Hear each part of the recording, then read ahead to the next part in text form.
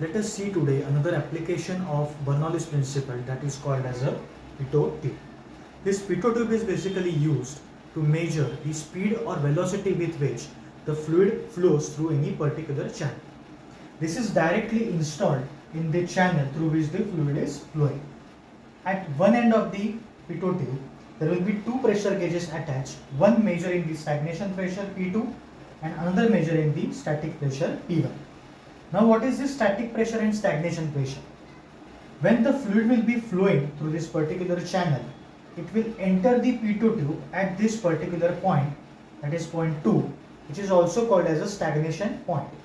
Because at this point 2, the velocity of fluid entering the pitot tube will be becoming 0 and corresponding kinetic energy will be getting converted in pressure energy.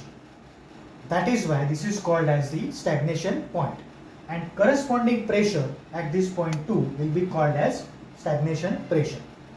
The fluid which is flowing outside the tube will be entering the tube from these two holes, and its corresponding pressure will be measured by the another pressure gauge, and that particular pressure will be called as a static pressure, which will be pressure present at point 1.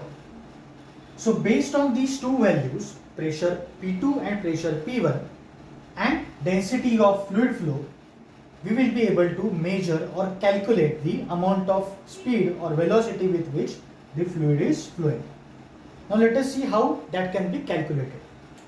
If we apply Bernoulli's principle in between these 2 points, at point 1 the total energy present will be P1 plus rho V1 square plus rho GH1, which will be equal to total energy present at point 2, which is given as P2 plus rho V2 square plus rho GH2 as per the Bernoulli's principle.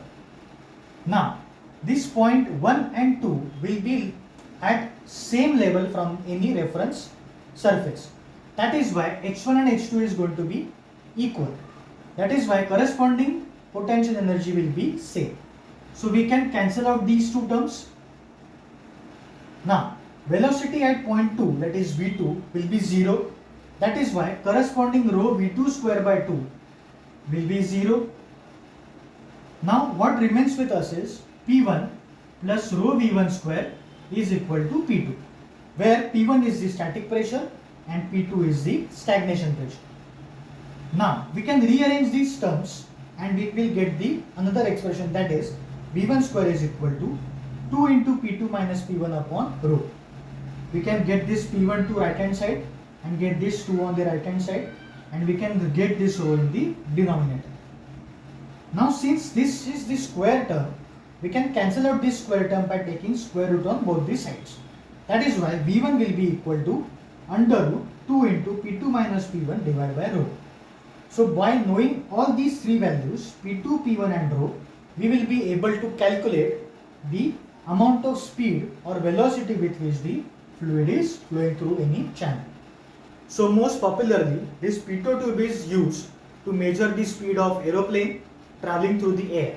So we can see this pitot tube mounted on the cockpits of the aeroplane. So this is how this pitot tube can be used to measure the speed of fluid flow. So I hope you have understood today's topic. If you have any doubt regarding this session, you can post it out in the comment section. If you really like the content of this channel, do like, share and subscribe. Thank you.